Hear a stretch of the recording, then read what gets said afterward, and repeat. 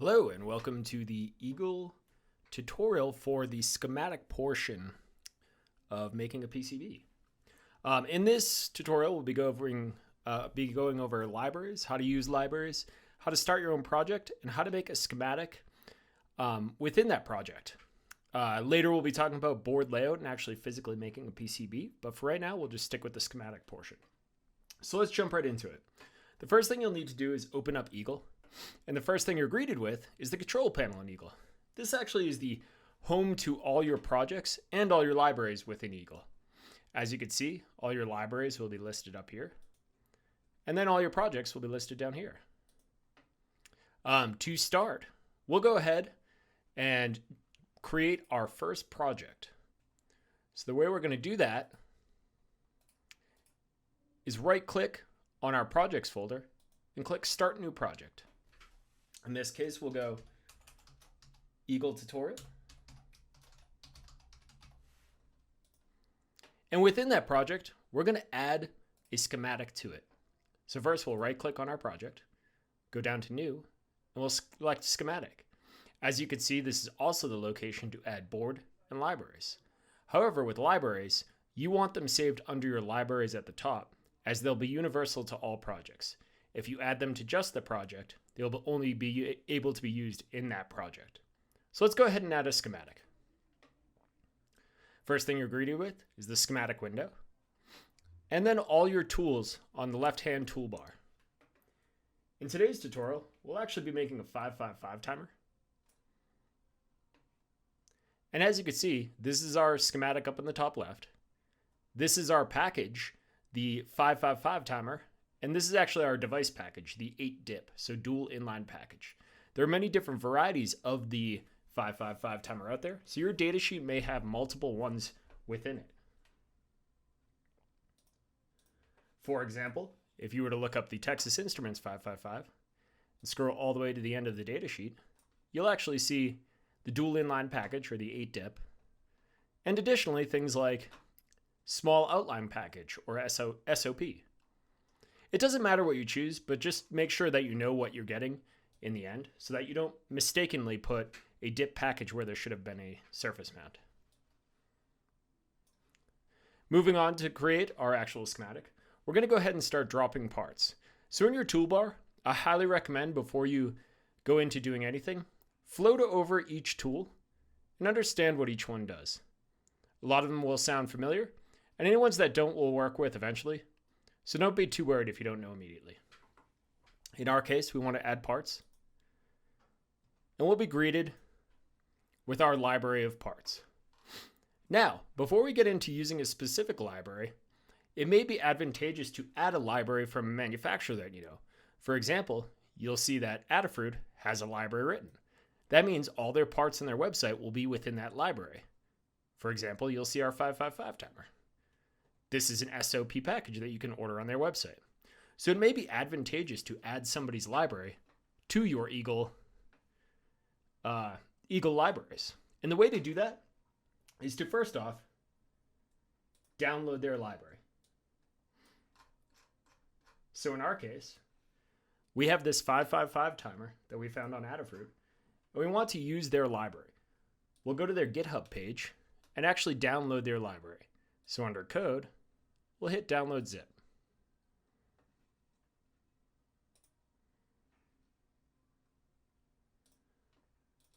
Once you have downloaded that library, you can actually add it under your file structure in Eagle.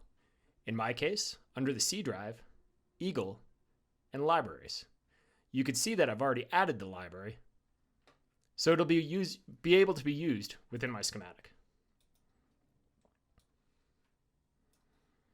One thing to always check, up in your libraries, you have to understand if the library is live or not.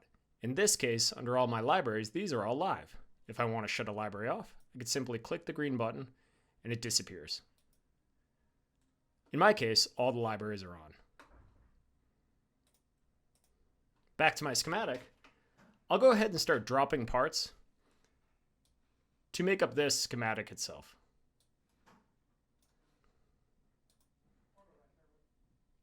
I'll drop down to Adafruit. In this case, I'm going to be looking for resistors first. So RUS. I'll click on one, and as you can see, it gives a little bit of information. In this case, it's an 0207 footprint. Not quite what I'm normally used to using, but we'll just keep clicking through until we find something that works for our project. It's helpful to think of using a PCB ruler in this case, because you can actually see the physical layout of parts before you go ahead and choose one. Here's one I'm familiar with, a footprint of an 0805. That is the package size of the resistor itself. As you can see, it's a surface mount, and it's one I commonly use, so I'll go ahead and use that. You'll see that the resistor floats on my cursor once I have selected it, and I can also rotate it with the right click of a mouse. I'll go ahead and start dropping my parts, somewhat in a relation where I think they'll go based on my other schematic.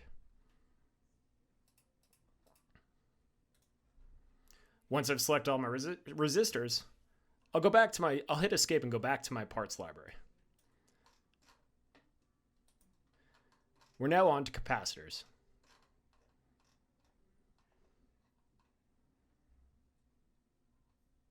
CUS is what they'll be labeled under. And again, I'll start going down until I see one that I'm familiar with and comfortable with using. In this case, a 1210 is something I'm very comfortable with, as it's a larger footprint and quite easy to solder once I get it on the board. So I'll select that.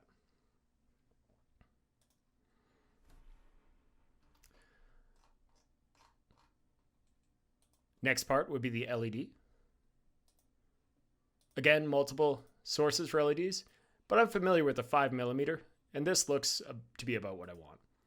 For the moment, it doesn't quite matter what you choose, as this is for practice and not for outputting a PCB. But as you become more refined in your practice, you'll select things with a better approach. Finally, what I need to connect my battery, I'm looking for a header pin that might work for that. In the case, maybe a 2.5mm, 2.54 I could search for. In this case, it didn't quite come up, so I'll just try a header. You'll see that the variety of headers in here is a bit overwhelming at times, but selecting through and becoming familiar with libraries is very helpful.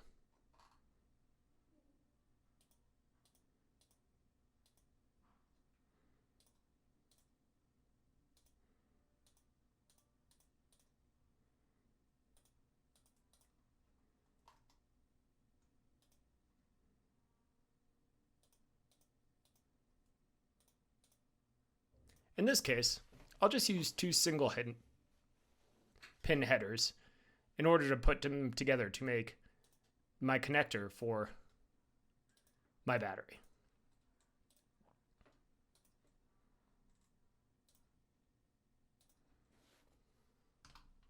Now finally, I need the 555 timer. I'll go ahead and clear my search. And I'll drop my 555 timer under the Adafruit library.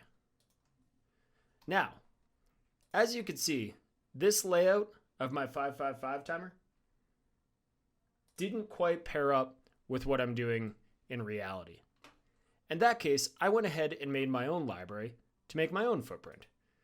You could check that out in another video if you'd like to do it, but I'm going to go ahead and use that the same as I'd use the 555 timer from the Adafruit library. I go into my parts.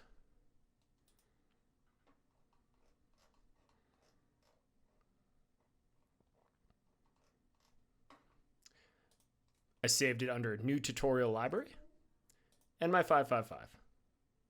I'll go ahead and select it and drop the part on. Now, once in there, you'll have to go ahead and name all your parts. In this case, I can go in and select name of my 555.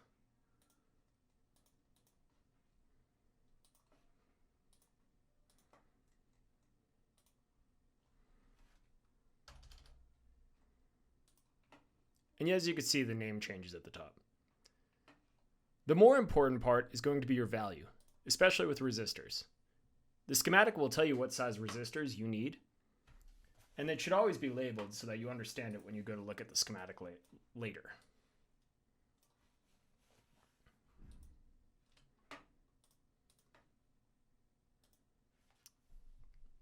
Our value for R2 will be 1K. Our value for R1 will be 470K. And our value for R3 will also be 1K. Our C1 will be 1 microfarad.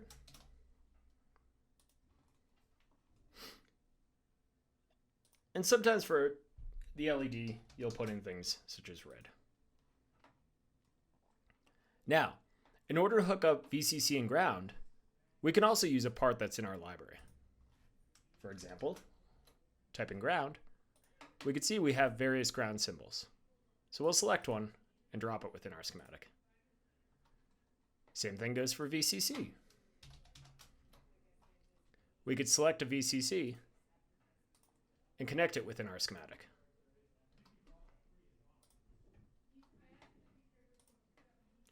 Moving on to wiring our PCB, or wiring our schematic, we'll actually use the net tool to go ahead and wire. In our tool space, we can see net on the left-hand side, and we'll begin wiring. First, we'll move our parts to an appropriate location to make it easier on us wiring. We'll go back to our net tool.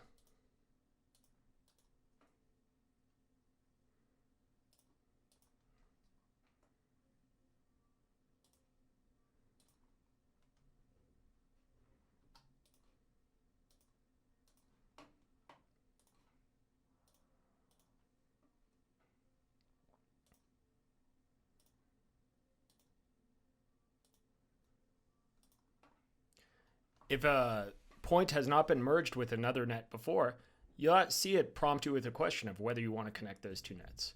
In this case, the answer is yes, and you'll see a connection is made. Again, merging pins with symbols, you'll see it connected, pins with nets, you'll see it already connected for you.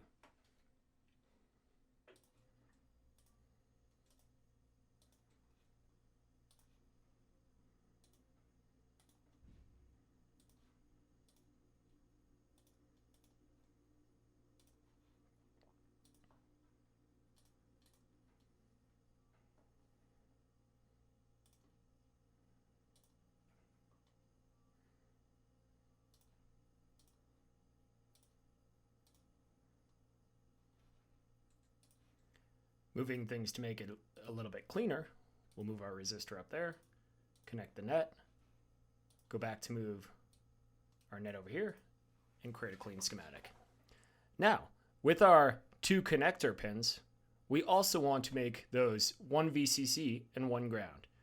You don't necessarily need to connect the lines physically. You can add another VCC or ground. To do that, we'll use the copy tool. We'll copy our VCC, and we'll copy our ground. Then we'll connect them with the net. Alternatively, nets with a name on them will all be connected. For example, if I gave this net a name, you'll see it already shows up as ground because it's linked here. Any nets with the same name will all be connected.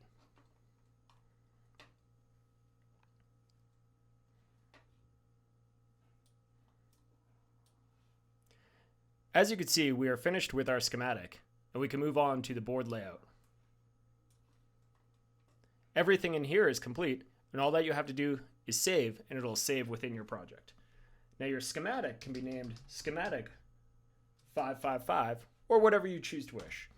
Just make sure that it's defined as schematic so as to not confuse it with board layouts or other parts of your project.